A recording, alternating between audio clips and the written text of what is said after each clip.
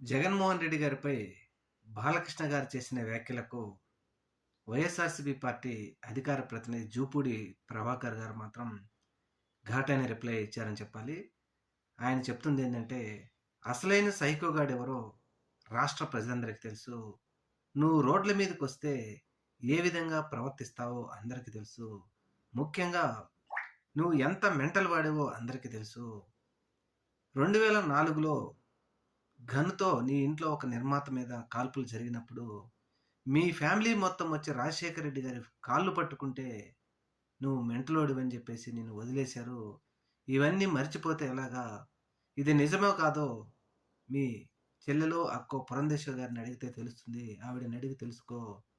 అసలు సైకోగాడెవరో అందరికీ తెలుసు. ఫ్యాన్స్ దగ్గరకొస్తే చెంపలు పగలగొట్టే వాళ్ళెవరో అందరికీ తెలుసు.